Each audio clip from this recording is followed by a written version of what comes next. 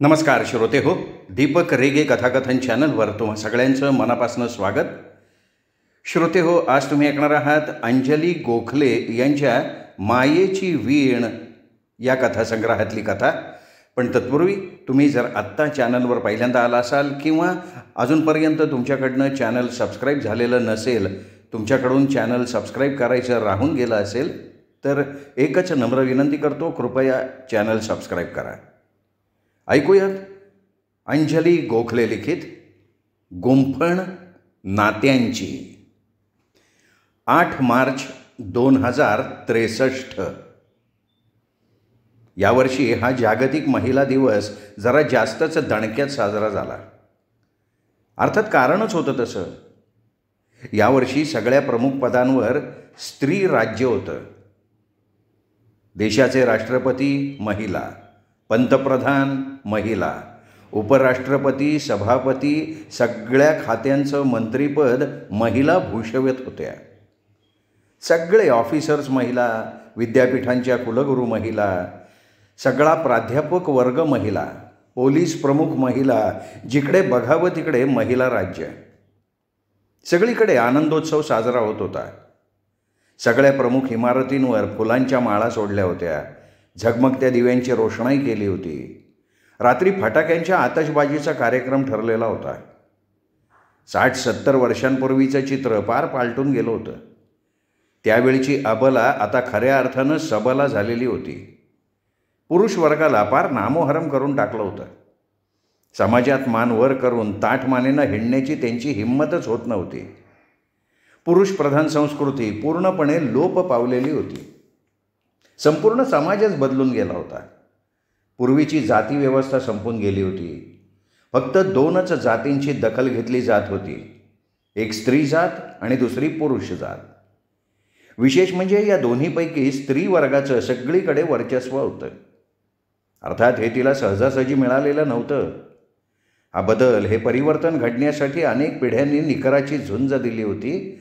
त्यामध्ये ती विजयी झाली होती आणि म्हणूनच हा जागतिक महिला दिन मोठ्या प्रमाणावर साजरा होत होता. त्या उलथापालथीमध्ये राज्यांच्या नावांवर पण हल्ला झालेला होता. महाराष्ट्राचं नामांकन माय मराठी असं झालं होतं. मुंबईच राहिली होती. ते पुणे बदलून ती पुण्यनगरी झालेली होती. सोलापूर नाव हद्दपार होऊन साली सिटी झाली होती. सांगलीच्या नावात बदल करण्याची जरुरी नव्हती. आई जगदंबेचं कोल्हापूर तेही तसंच राहिलं होतं. म्हणजे काही महिला संघटनांना कोल्हापूर हेच नाव बरोबर वाटत होतं, पण काहींच्या मते ते कोल्हापूर. महिला बहुमताप्रमाणे करवीर नगरी हेच नाव हवं होतं. त्यांच्या मते जिथे करवीर निवासिनी राहते, वसते, ती करवीर नगरी. हो नाही करता करता अखेर करवीर नगरी या नावावर शिक्कामोर्तब झालं होतं. अजूनही कराड, सातारा, नागपूर, चंद्रपूर अशा अनेक नावांचा विचार सुरू होता. वर्तमानपत्रामध्ये यावर मतं मांडली जात होती. दूरदर्शनच्या महिला चॅनल्सवर चर्चा होत होत्या. पुण्यनगरीमध्ये रस्त्यांची नावंसुद्धा बदललेली होती. प्रसिद्ध बाजीराव रस्ता आता मस्तानी रस्ता झाला होता. ऐतिहासिक सदाशिव पेठ आता सदाशिव पेठ राहिली नव्हती, तर ती पार्वती पेठ झाली होती. जिथे जिथे स्त्री वर्गाचा झेंडा फडकवणं शक्य होतं, तिथे तिथे तो फडकत होता. सगळा समाज ढवळून निघाला होता. महिला राज्य असल्यामुळे खून, दरोडे, चोऱ्या यांच्या प्रमाणात लक्षणीय घट झालेली होती. पण साध्या साध्या गोष्टींवरनं भांडणं, रुसवे, फुगवे यांना मात्र ऊत आलेला होता. राज्यसभेमध्ये सुद्धा साड्यांचे रंग, हेअरस्टाईल असे विषय मांडताना पुरत होते. सगळ्या आमदारणींना प्रत्येकी 4 चाकी गाडी मिळालेली होती. सगळ्यांनीच आपापल्या नवरोजींना चालक पदावर नेमलेलं होतं. वरवर सगळं सुस्थितीत चाललंय असं वाटलं असलं तरी काही खरं नव्हतं. पुरुष वर्गाची विलक्षण कुचंबणा होत होती. त्यांच्या अस्तित्वाला काही महत्त्वच राहिलेलं नव्हतं. विज्ञान, तंत्रज्ञान आणि मेडिकल सायन्स इतकं पराकोटीचं पुढारलेलं होतं की गर्भधारणा होण्यासाठी सुद्धा पुरुषाची गरज स्त्रीला राहिलेली नव्हती. बायोटेक्नॉलॉजीच्या नवीन शोधांमुळे टिश्यू कल्चर, स्टेम सेल्स यांच्या वापरामुळे मिलनाशिवाय जीव तयार करायचं तंत्र विकसित झालेलं होतं आणि बहुतांश स्त्रियांना हाच पर्याय सोपा वाटत होता. लग्न करून नवऱ्याबरोबर संसार करणं हा बुरसटलेला विचार ठरला होता. नवऱ्याच्या घरी राहणं कर्तृत्ववान स्त्रीला कमीपणाचं वाटत होतं. वयाच्या 35-37 वर्षांनंतर लग्न करावं का असा विचार मुलगी म्हणजे प्रौढा करायला लागली होती. लहानपणापासूनच स्त्री स्वातंत्र्याचं बाळकडू मुलीला मिळत होतं. लग्नाच्या बंधनात अडकायला ती तयार होत नव्हती. कशासाठी लग्न, कशासाठी ते बंधन? आयुष्यभर एकाच घरी राहायचं, त्या लोकांच्या मताप्रमाणे बदलायचं? चे तो जमाना कधीच गेला. लग्न करायचं का नाही हे मुलगीच ठरवत होती. शिक्षण, मनासारखी नोकरी, आवडतं करिअर, भरपूर पैसा आणि मुख्य म्हणजे मनासारखं स्वातंत्र्य, हे सगळं इतक्या सहजासहजी मिळत होतं की लग्नाचं कुंपण काटेरी वाटायला लागलं होतं. लग्नाशिवाय सहजीवन ही संकल्पना मोठमोठ्या शहरांमध्ये सर्रास दिसून येत होती. आपलं आयुष्य, आपलं तरुणपण कसं उपभोगायचं हे ठरवण्याचं स्वातंत्र्य मिळाल्यामुळे तरुण वर्ग बेदरकार झाला होता. पटलं तर ठीक आहे, एकत्र राहायचं, नाही तर मग तुझा मार्ग वेगळा, माझा मार्ग वेगळा. अशा राहणीमानामुळे घराचं घरपण फार थोड्या घरांमध्ये दिसून येत होतं. आदिती अपार्टमेंटमध्ये सुद्धा बरीचशी कुटुंबं अशीच राहत होती. कुटुंब तरी कसं म्हणायचं त्यांना? जमतंय का बघायचं, पटलं तर एकत्र राहायचं, नाही तर तुझा तू, माझी मी. अशा वातावरणात तन्वी लहानाची मोठी झाली होती. तिच्या घरी ती, तिची आई आणि आजी तिघीच राहत होत्या. तिला आठवतंय तसं तिच्या आईचं आणि आजीचं फारसं पटत नव्हतं, पण आजीचा नाईलाज होता. आजोबा गेल्यामुळे तिला आपल्या मुलीकडे यावं लागलं. तन्वीची आई कर्तृत्ववान, हुशार आणि कर्तबगार होती. एका ऑफिसमध्ये ऑफिसर होती. भरपूर पगार होता. ऑफिसला आपली गाडी घेऊन जात होती. संध्याकाळी घरी आल्यावर दमलेली असायची. मग त्यानंतर पोहायला आणि खेळायला जायची. येताना तिघींसाठी पोळी भाजी घेऊन यायची. आजी संध्याकाळी देवाच्या फोटोपुढे दिवा लावायची, उदबत्ती लावायची. तन्वीला ते वातावरण खूप आवडायचं. देवाला नमस्कार करून आजी रोज काहीतरी म्हणायची. तन्वी डोळे मोठे करून आजीचा सात्विक चेहरा निरखत ते मन लावून ऐकायची. आजीला त्यासाठी कॉम्प्युटर लागायचा ना, एका पुस्तकं लागायची नाहीत. कसं काय येतो आजीला हे? किती छान वाटतं आजीकडे. आपल्या मॉमला असलं काही येत नाही. खेळून आली की मॉम आंघोळ करायची, फ्रेश होऊन डिशमध्ये जेवण घेऊन TV समोर बातम्या बघायची आणि मग आपल्या खोलीत जाऊन कॉम्प्युटरवर ऑफिसचं काम करायची आणि मग कधीतरी झोपायची. आजी मात्र तन्वीसाठी वरण, भात, कोशिंबीर करायची. मॉम TV समोर बसून असली तरी या दोघी म्हणजे आजी आणि नात स्वयंपाकघरात डायनिंग टेबलवर गप्पा मारत जेवायच्या. कॉलेजला जायला लागल्यापासून तन्वीच्या गप्पा जास्तच वाढल्या होत्या. प्रत्येक गोष्ट ती आजीला आवर्जून सांगायची. कॉलेजच्या पहिल्या दिवसापासून तिची चिवचिव सुरू होती. अगं आजी, आमच्या क्लासमध्ये ना आम्ही 75 मुली आणि ओन्ली 45 मुलं आहेत. आजी, आमच्या प्रिन्सिपल मॅडम मस्त आहेत हां. त्यांचा डायनाकट त्यांना काय छान दिसतो गं. अगं, त्यांच्या कानात ना खऱ्या हिऱ्याचे टॉप्स आहेत. आजी, अगं आमच्या वेलकम पार्टीला ना त्या मस्त ग्रीन पैठणी नेसून आल्या होत्या. अगं, एरवी त्या कॉटनचे ड्रेस घालतात, सिम्पल दिसतात, पण त्या दिवशी त्याच सगळ्यात उठून दिसत होत्या. अगं आजी, आमचे इंग्लिशचे सर काय क्यूट आहेत गं. तन्वी, अगं तू शिकायला जातेस का मॅडमचे ड्रेस, सरांची ब्युटी बघायला जाते? ए आजी, असं काय गं, ऐक ना गं. बरं बाई, सांग. आजीची पूर्ण शरणागती. तनू, काय बडबड चालली आहे का? आई, तू सुद्धा ना या तनूचे जास्तच लाड करतेस हां. बरं ते जाऊ दे, मला तुम्हा दोघींना एक गंमत सांगायची आहे. तनूची यावर्षीची परीक्षा झाली ना की आपण दक्षिण भारताच्या टूरवर जायचं आहे. आई, अगदी कन्याकुमारीला मी मस्त प्लॅन केला आहे. एवढं सांगून ही बाया गेली सुद्धा आपल्या रूममध्ये. वाव आजी, काय धमाल आहे ना. आई म्हणजे ग्रेटच आहे बघ. उगाचच तू कधी कधी वाद घालतेस बघ तिच्याशी. आजी आता मस्त एन्जॉय करूया आपण. मला ना कधी एकदा माझ्या फ्रेंड्सना सांगेन असं झालं आहे. ट्रिपला जायच्या आनंदात तन्वी आवरून पटकन झोपली सुद्धा. तन्वीची आई आपल्या खोलीत, तन्वी पलीकडच्या कॉटवर. आजीला काही झोप येईना. काय म्हणावं या पोरीला. आता माझी मुलगी म्हणून पोरीला म्हणायचं, नाही तर 40शीला आलेली बाईच की ही.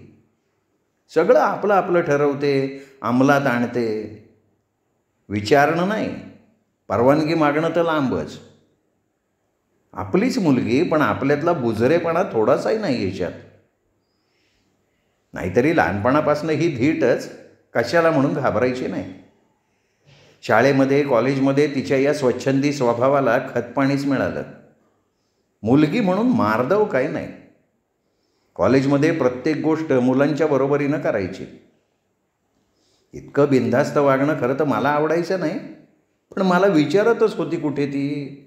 उलट मलाच सुनवायची की आई तू का गं सहन करत बसतेस. आजी काय काय बोलते तुला, किती काम करून घेते तुझ्याकडनं. करणार नाही ठासून सांगत जा ना. आणि बाबासुद्धा किती गृहीत धरतात तुला. कशाला ऐकतेस तू सगळ्यांचं. धाड धाड धाड तोफेतनं गोळे सुटल्यासारखं बोलायची. आता कसं समजावायचं हिला की बाई अगं याला तर संसार म्हणतात. आजी कामं सांगते, पण त्यामुळे आपलं घर तर व्यवस्थित चालतं ना. आणि बाबांचं म्हणशील तर त्यांना बाहेर काम करायचं असतं. तिथे काहीतरी मनाविरुद्ध घडलं की त्याचा राग थोडा वेळ माझ्यावर काढतात बस.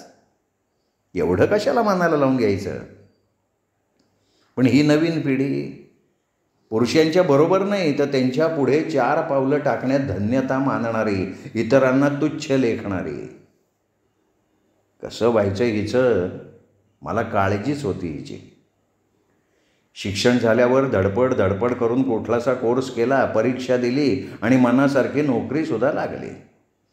म्हटलं हुश, आता हिच्या लग्नाचा विचार करायला पाहिजे. मी माझ्या परीनं हालचाल चालू केली आणि एक दिवस हिनीच आमच्यासमोर बॉम्बस्फोट केला.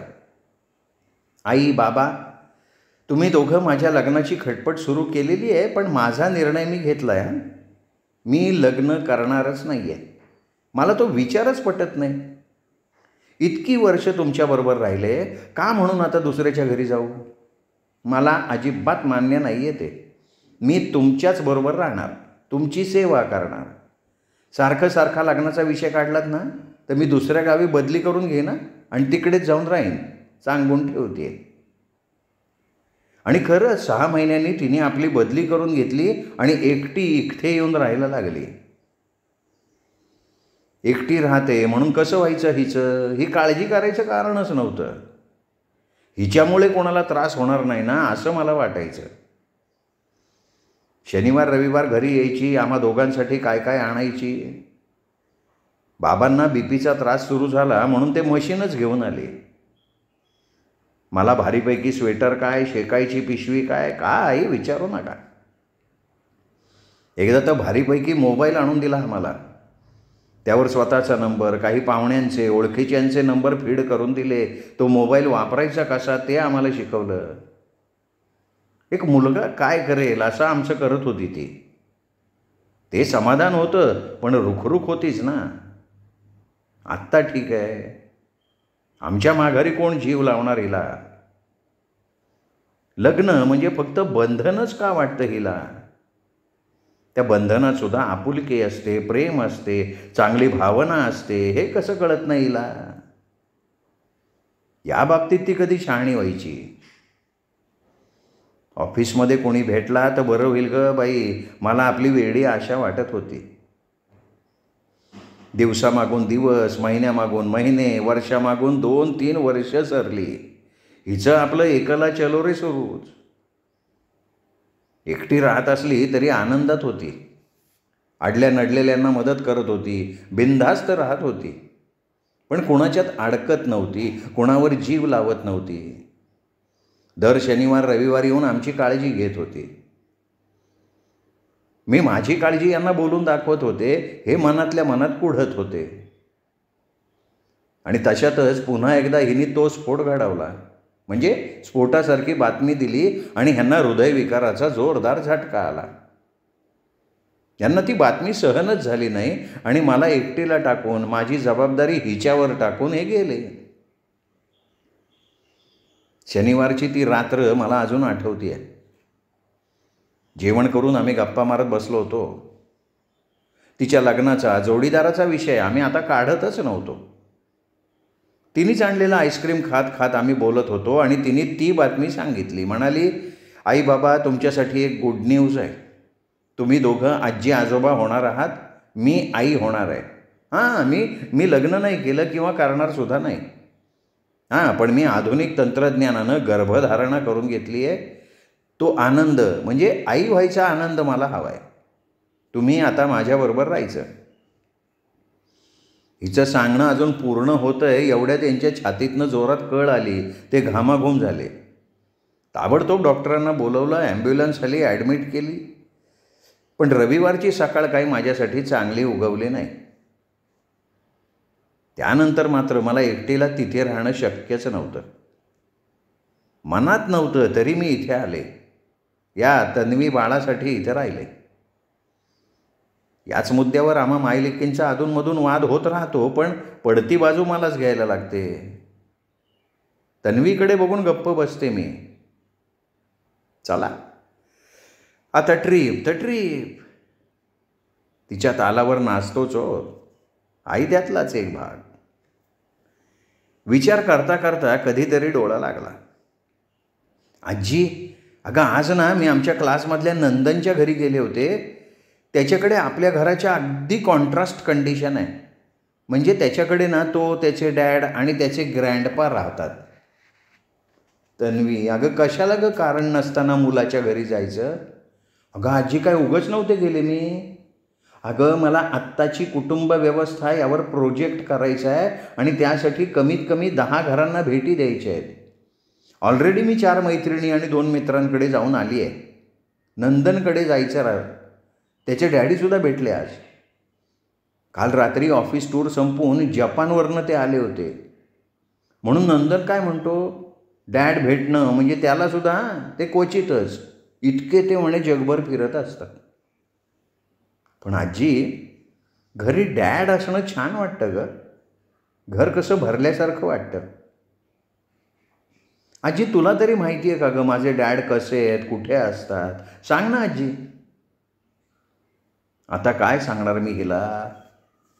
बाई गं, त्यासाठी तर तुझ्या आईबरोबर वाद चालतो सारखा माझा.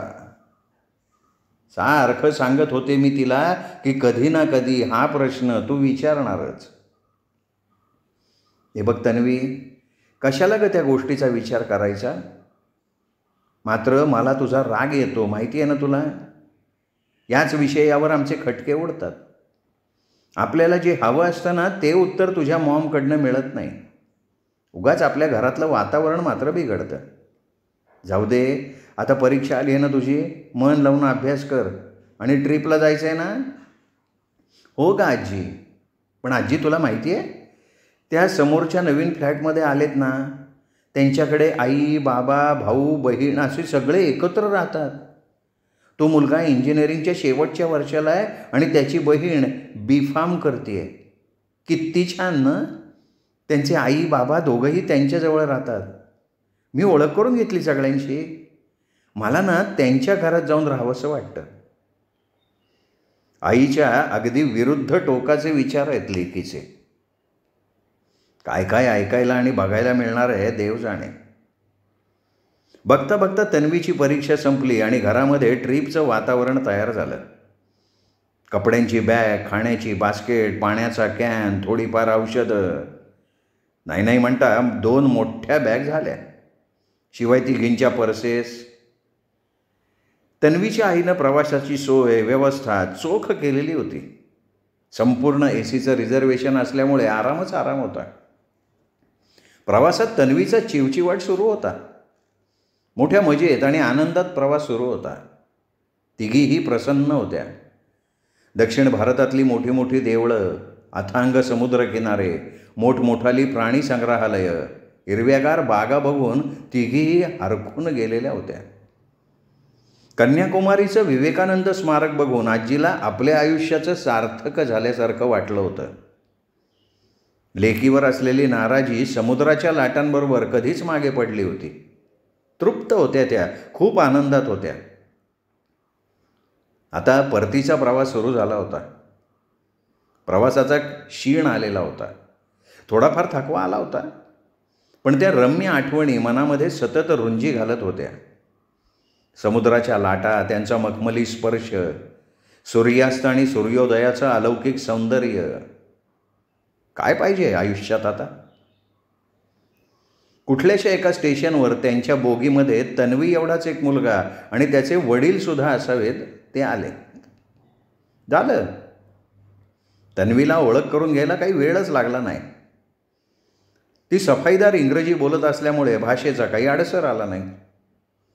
हिची आई आणि त्याचे बाबा लॅपटॉपवर आपलं काम करण्यात गुंग होऊन गेलेले होते. आजी आपल्या नातीवर नुसतं लक्ष नाही, नजर देऊन होत्या. कार्टी किती मोकळेपणानं बोलते त्याच्याशी, ओळख ना पाळक, पण अगदी हातावर टाळी देऊन काय हसायचं. चे हल्लीची मुलं फार थिल्लरपणानं वागतात. दोघांनी आपापले फोन नंबर दिलेत एकमेकांना. नंबर सेव्ह करून झाल्यावर रिंग आली का ते सुद्धा चेक करून झालंय. काय बोलत होते कोण जाणे, पण अखंड टकळी चालू होती दोघांची. आजी दोघांवर करडी नजर ठेवून होत्या. बहुतेक आता तो आणि त्याचे वडील उतरणार होते. त्याच्या वडिलांनी लॅपटॉप बंद केला. त्या मुलानंही आपल्या पाठीवर सॅक अडकवली. Bye Tanvi sister, see you. We will meet on landline और mobile, okay? I am very glad today. I thank God for meeting me a very sweet sister like you. Bye. हातानं bye bye करत तो खाली उतरला. तन्वीकडे बघितलं मी. ती पण त्याला हाताने आणि भरल्या डोळ्यांनी निरोप देत होती. पटकन उठली, माझ्याजवळ आली तन्वी. आजी, अगं काय छान भाऊ मिळाला गं मला प्रवासात. अगं तो के प्रसाद, त्यालासुद्धा ना मला बघितल्यावर बहीण असावी तर अशी असं वाटलं. त्यालाही फ्रेंड्स खूप आहेत पण बहीण नाही. किती छान ना. आता आम्ही भेटणार सारखं, नेटवर फोनसुद्धा करणार. आजी, अगं मी पण आज खूप आनंदात आहे. उमललेल्या फुलासारखी टवटवीत, फुलपाखरासारखी स्वच्छंदी आणि आनंदी अशा तन्वीला बघून आजीचं मन भरून आलं. खरंच अजून सगळीकडे वाळवंट झालेलं नाही आहे. अशी हिरवळ कुठेतरी उगवती आहे. नात्यांची गुंफण अजूनही फुलती आहे. वरवर वृक्षपणा दिसत असला तरी आत कुठेतरी ओलावा आहे. आपल्या नकळत तो झिरपतोय. महिला राज्याचा गर्व कितीतरी महिलांना वाटत असला तरी हा असा भावनिक आधारसुद्धा तिला हवा आहे.